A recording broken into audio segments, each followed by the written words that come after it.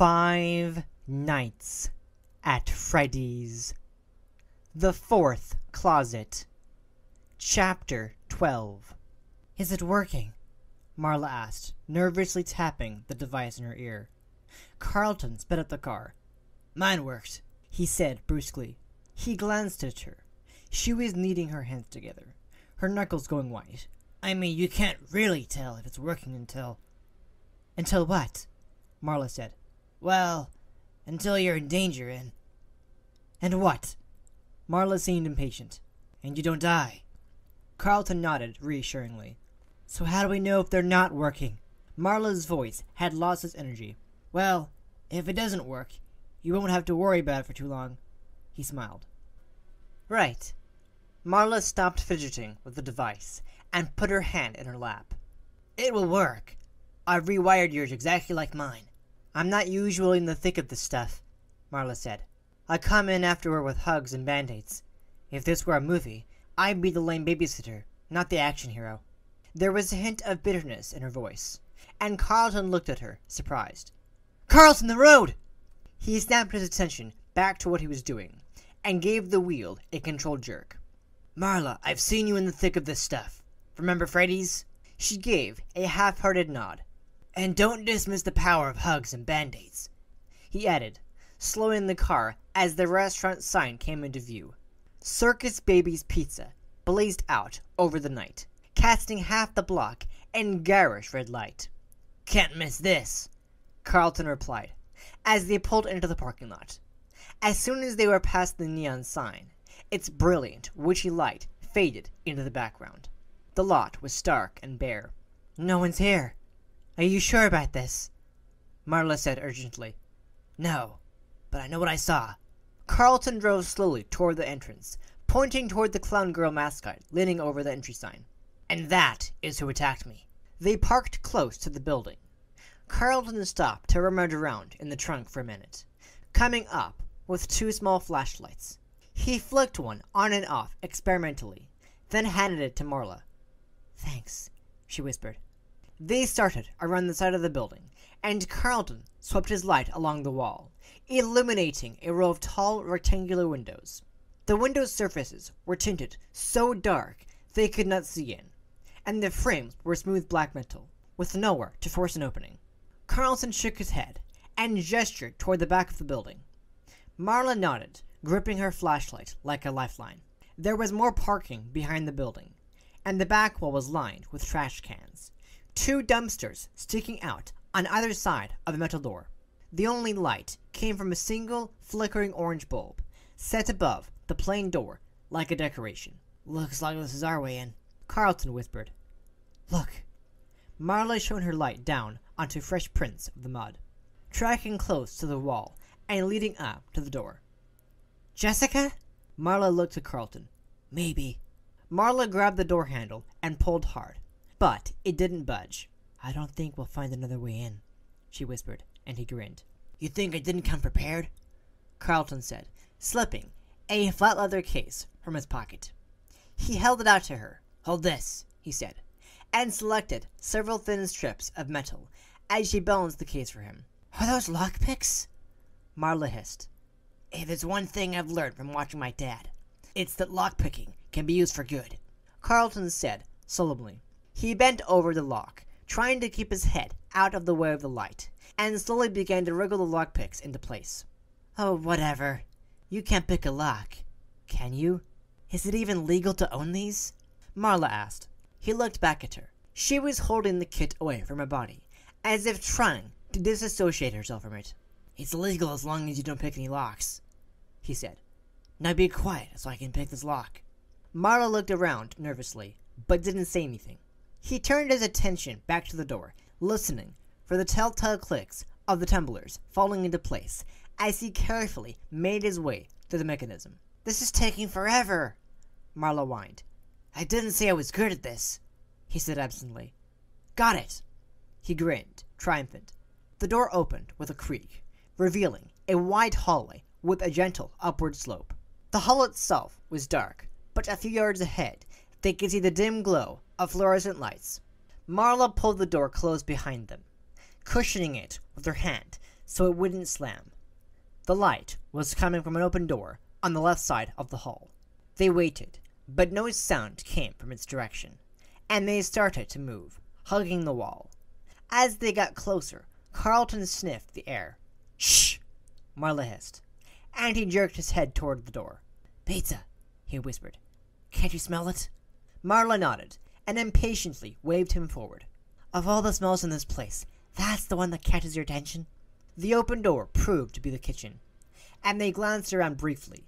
Then Carlton went to a large refrigerator and pulled it open. "Carlton, forget the pizza," Marla said in dismay. But the refrigerator held only racks of ingredients. Carlton closed the door. "You never know who could have been hiding in there," he said quietly as they exited the kitchen. At the end of the hall was a swinging double door, with small windows just at Carlton's eye height, and he surveyed what he could see of the next room, then pushed the door open. Marla gasped. "Creepy," Carlton said mildly. The dining room in front of them was lit with the same dim, fluorescent light, giving the brand-new place an odd dullness.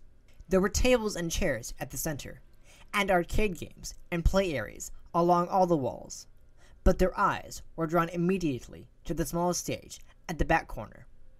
Its purple curtain was pulled open, and it was empty, except for a bright yellow rope strung across the front and a sign with a picture of a clock on it. "Next show," it read in neat handwritten letters, but the clock had no hands. Marla shivered, and Carlton nudged her. "It's not the same," he whispered. "It's exactly the same," she said. Carlton looked around at the rest of the room, his eyes lighting on a ball pit that stuck out from the front wall in a half circle, a round red plastic awning arcing over it, trimmed with white. "Look at the monkey bars," she pointed. Across the room, 3 small children steadily climbed the tangled structure of red and yellow bars. Carlton, startled, looked at Marla with surprise, then ran to them. "Are you okay? Where are your parents?" he asked breathlessly. Then his mouth went dry. The children were not human or alive. Their animatronic faces were painted like clowns, their features absurdly exaggerated. One had a round red nose that covered half its face, and a white wig of synthetic curls. Another had a molded smile on its face, and a painted red grimace. The third, a red-cheeked, smiling clown with a rainbow-colored wig, looked almost cute, except for the gigantic spring that replaced the middle of his torso, boinging up and down each time it moved. All of them had black eyes, with no iris or pupil, and they did not appear to see Carlton.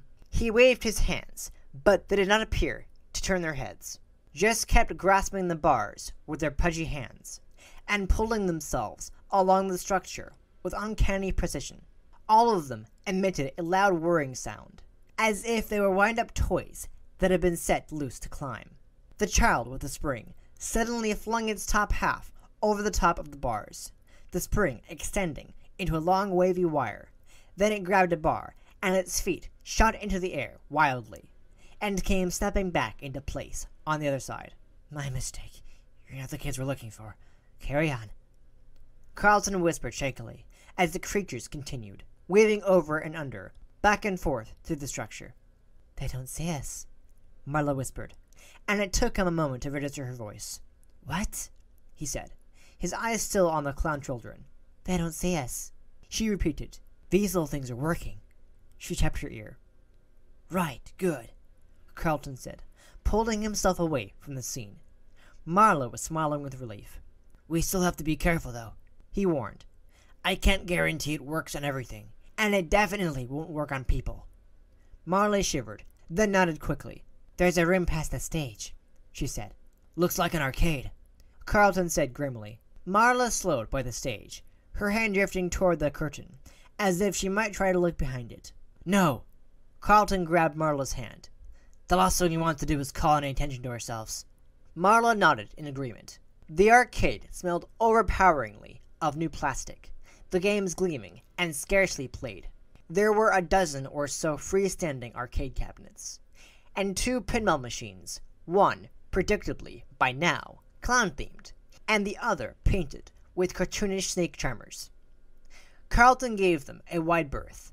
Marla caught his sleeve and gestured to a closed door on the wall to their left, an exit sign glowing red above it, and he nodded.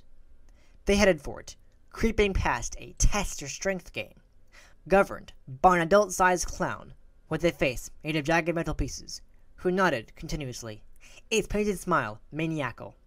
As they passed, Carlton watched it carefully, but its eyes did not seem to track their movements. When they reached the door, Carlton took a deep breath, then gently pushed on the bar. It gave way immediately, and Marla sighed with relief. Carlton pushed the door open, holding it up for her, then froze as the unmistakable clack of servos broke the silence behind them. They both spun around. Carlton braced his arm in front of Marla's chest protectively, his heart racing, but nothing was moving. He scanned the room, then saw it. The clown, standing over the game, was staring at them, its head cocked to the side. Carlton glanced at Marla, and she nodded minutely. She had seen it too. Slowly, she backed through the door as Carlton watched the animatronic, but it showed no further signs of movement. When Marla was safely through the door, Carlton waved his arms, hoping desperately that it would not see him. The clown remained motionless, having apparently returned to stasis. Carlton slipped out of the room and closed the door carefully behind him. He turned and almost fell over Marla, who was backed up almost to the wall. "Watch it," he whispered, good-naturedly, catching her shoulder for balance. Then he looked up and swayed on his feet, disoriented by a dozen distorted, menacing figures. He took a breath, and the room fell into place. Mirrors. Before them was an array of funhouse mirrors, each one distorting the images it reflected. Carlton's eyes flitted from one to the next. One showed him and Marla as tall as the ceiling. In the next, they were blown up like balloons, crowding each other out of the frame.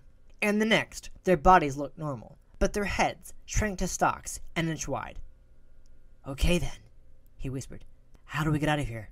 As if in answer to his question, two mirrors slowly began to swivel, turning toward each other until they had made a narrow door in the wall of close-set panels. Beyond the small opening lay more mirrors, but Carlton could not tell how many there were, or which way they were directed, as one mirror caught another, doubling the reflections until it was impossible to see what was real and what was not. Marla stepped through the gap and beckoned. There was a gleam in her eye, but Carlton couldn't tell if it was excitement or the strange dim light. He followed her, and as soon as he was through the gap, the panels began to pivot again, closing them inside. Carlton glanced around, growing nervous now that their exit had been blocked off. They seemed to be in a narrow corridor that branched off in two directions, the walls made of more floor-to-ceiling mirror panels. "It's a maze," Marla whispered, and gave him a smile when she saw the look on his face. "Don't worry," she added. "I'm good at mazes." "You're good at mazes?" Carlton said with irritation. "What is that supposed to mean?" "I'm good at mazes." "What's wrong with saying that? I've always been good with mazes." Marla shook her head. "What, like the hay maze? When we were 5? Is that what you're talking about? I got through before anyone else did. You climbed over the top of the bales. You're not supposed to do that." "Oh, you're right." Marla's face flushed. "I'm not good at mazes. We will get through this together." Carlton took her hand, long enough to stop her from having a panic attack, then released it. She looked in both directions, thoughtful, then pointed decisively. "Let's try that way," she said. They started down the path she had chosen, and Carlton followed, keeping his eyes on her feet in front of him. After only a few steps, he heard her sharp intake of breath, and snapped his head up. They were at a dead end. "Dead end already?" he said, surprised. "No, the panel closed," she hissed. "This way, hey maze," Carlton said, with a hint of amusement. "Back this way." They started back the way they had come, and this time Carlton saw the panels move. As they moved back to the spot where they had come in, a panel swung toward them, cutting off their path. A second later, another panel swung away, opening a new corridor. Marla hesitated, and Carlton stepped up beside her. "No choice. Let's go," he said. She nodded, and they walked deeper into the maze. As soon as they had crossed the new threshold, the panel swung shut. They looked around for the new opening, but there was none. They were enclosed on all sides by mirrors. Carlton walked the small perimeter quickly, beginning to panic. "Carlton, just wait. Another one will open," Marla whispered. "I know you're in here," an unfamiliar voice rang out. It seemed to come from everywhere at once, echoing like it was bouncing from panel to panel. The sound was mechanical, glitching out mid-word. They exchanged a glance. Marla's face was pale with fear. "There!" Carlton pointed. A panel had opened while they were distracted. He rushed for it and walked into a mirror, smacking his head on the glass. "Ow!" "It's there!" Marla hissed, pointing to the opposite side of the enclosure. The panel began to swing shut, closing the room off again. "I'll find you!" The glitching voice had a strange, unsteady tone. "Carlton!" Marla stood in the gap, holding out a hand, and he ran for her, both of them making it through just as the panel rotated back to his position. "What were we going to do? Stand there and let it crush you?" Carlton hissed. "I hadn't considered we would get caught between the panels. This place is just asking for a lawsuit." Marla straightened herself. "It's been a lovely evening, but I think I'd like you to take me home now," she said calmly. "Take you home? Take me home," Carlton said, before pausing to listen. "I know just where you are." They were in a hallway again, this one with two corners to choose from. They exchanged a grim look and turned to the left, moving slowly. Carlton kept his eyes on Marley's shoes ahead of him, trying not to look at the walls on either side, where ranks of their duplicates marched silently beside them, misshapen and warped in the mirrors, then, occasionally, appearing normal. When they reached the corner, something flashed in the corner of his eye, a reflection of giant eyes staring at them. Carlton grabbed Marla's shoulder. "Over there!" she shuddered. "I saw it too." "Come on, go, go, go," Marla whispered. "Just follow me. Stay calm. Remember, nothing can see us." "I'm getting closer," the mechanical voice echoed through the chamber. "It's just a recording," Carlton whispered. "It's coming from everywhere. I don't think there is anything actually in here with us." Marla nodded, looking unconvinced. A few steps ahead of them, panels began to pivot again, closing off their path. Carlton glanced behind them. The other end of the hall had closed too. Marla inched closer to him. "I see you!" "Shut up!" Carlton whispered. He tried to slow his breathing so it made no sound, imagining the air going in and out, filling his lungs without touching the sides. The panel to their right began to swing open slowly, and they backed out of its way. Marla gasped, and Carlton grabbed her arm, seeing it. There was something behind the slowly opening mirror, though he couldn't make out what. They backed up farther, taking small, cautious steps. Carlton searched the mirrored panels for an exit, but saw only his own face, bulging and deformed. "There you are!" The panel opened, revealing a kaleidoscope of purple, white, and silver, glancing off every mirror disjointedly. Carlton blinked, trying to make sense of the reflections. Then a figure at the center stepped into the makeshift room. He was a bear, built like Freddy Fazbear, and yet entirely unlike him. His metal body was gleaming white, accented with vibrant purple. He held a microphone in his hand, the top sparkling like a disco ball. And on his chest, at the center of a purple metal shirt front, was a small round speaker. Only a few feet from them, the new Freddy turned his massive head from side to side, his eyes passing over them. Carlton glanced at Marla, who tapped her ear and nodded. He put his finger to his lips. Freddy took 2 steps forward, and they stepped back, pressing against the wall. Freddy looked from side to side again. "I know just where you are." The sound was ear-splitting, rattling Carlton's teeth, but Freddy's mouth did not move. The voice was projecting from the speaker in his chest. Carlton held his breath as the bear's eyes passed over him, reminding himself that he was masked.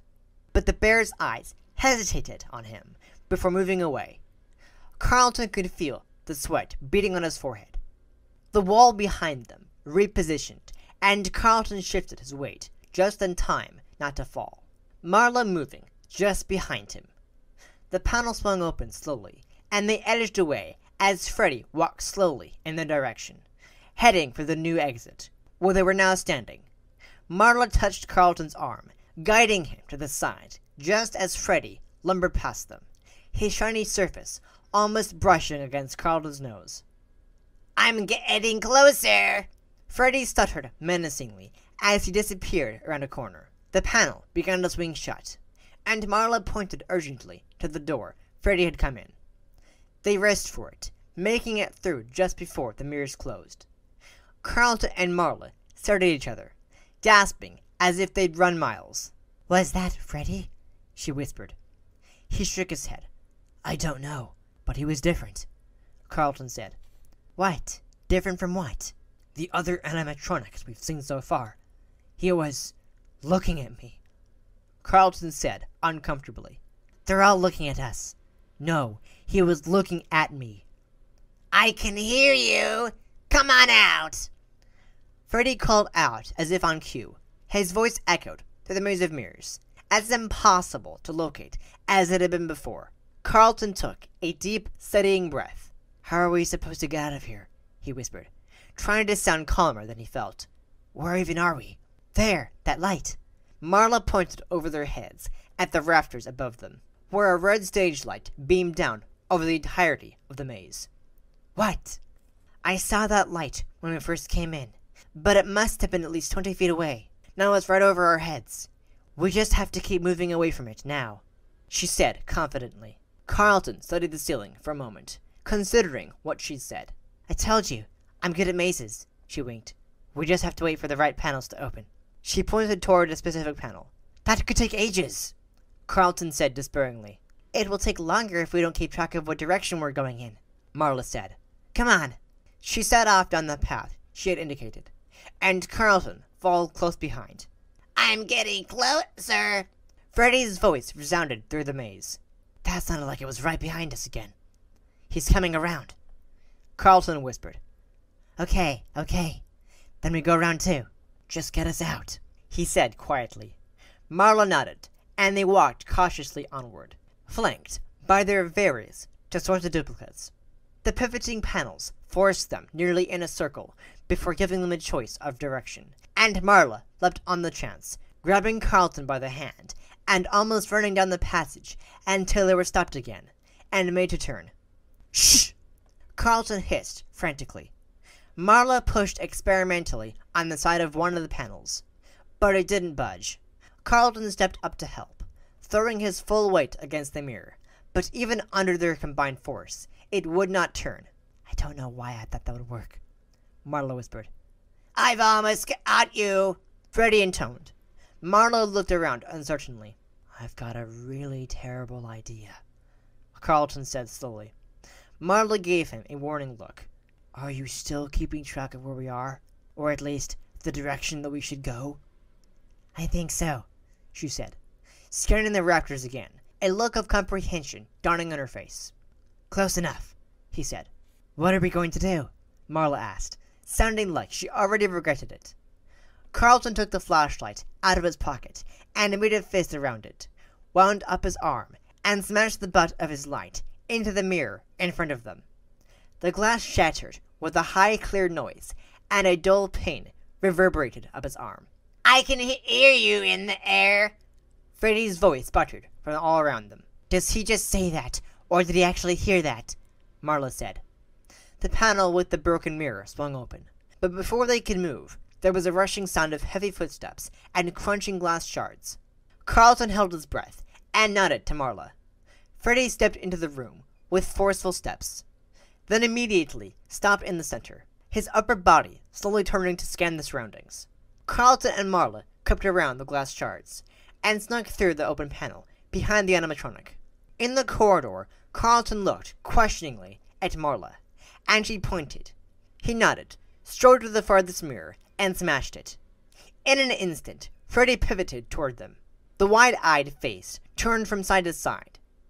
After a moment, another panel began to open beyond the freshly broken mirror. Carlton and Marla ran for it, the glass breaking beneath their feet. "There!" Marla yelled.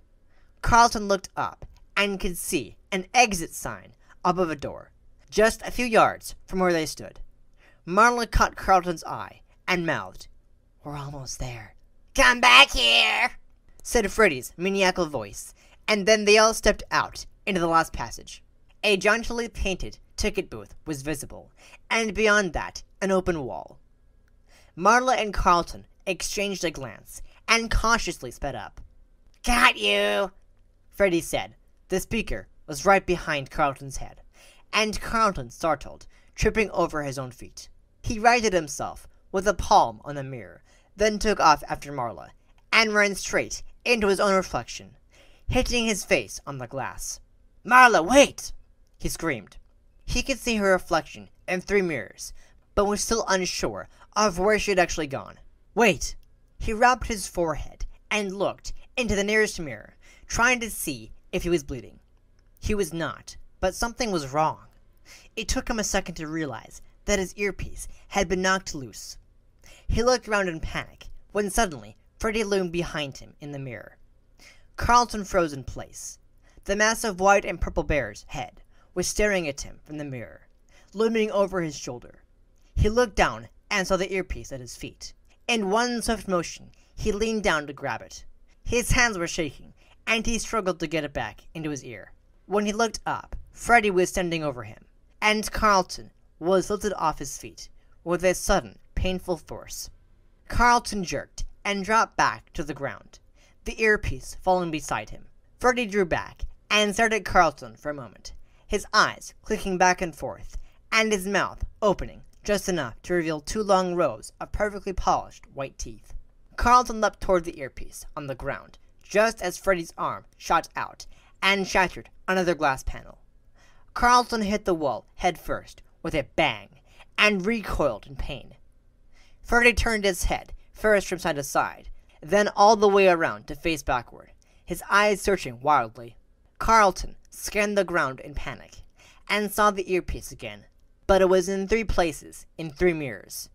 The glass crunched again nearby, but Carlton kept his eyes on the earpieces, switching from one another in a desperate attempt to see which one was real. Suddenly, a human hand reached down and grabbed the earpiece in each of the 3 panels. "Carlton!" Marla called, and he turned toward the sound and saw her, not a reflection, but the real Marla, as she threw the earpiece to him. Carlton snatched the earpiece out of the air and shoved it into his ear. Freddy stopped in place, his arms still outstretched. Carlton didn't dare move, though the microphone was inches from his face. In his peripheral vision, he could see Marla inching toward a door with exit over it. Freddy turned his head from side to side again, as he slowly straightened from his attacking posture. "I'll find you," came the voice from his chest, and he lowered his arms. Marla turned the doorknob and pushed the door slowly open, just enough to see that it was unlocked. Scarcely breathing, Carlton backed away from Freddy, keeping his eyes on the animatronic until he was beside Marla. In one fluid motion, she eased open the door. They darted through it, then shoved it closed behind them. There was a deadbolt near the top, and Carlton flipped it, put his ear to the crack. There was nothing but silence from the other side, and he turned to Marla and heaved a sigh, lightheaded with relief. They were in a dark hall, completely free of mirrors. "Dark, scary hallway," Marla muttered. "It's beautiful," Carlton said. A scream ripped through the air from somewhere nearby, and they both froze. "Not finished yet," Carlton said, and took off running toward the sound, Marla close at his heels. And that is the end of Chapter 12. Thank you for listening to this chapter of Five Nights at Freddy's, The Fourth Closet. I really hope you enjoyed listening to it. If you did enjoy it, don't forget to hit that like button, and if you're new to this channel, subscribe and click that bell icon so you'll be notified whenever I upload a new video, and to know when the next chapter of this novel will be going up. And I'll be back next week with the next chapter. Alright? See ya.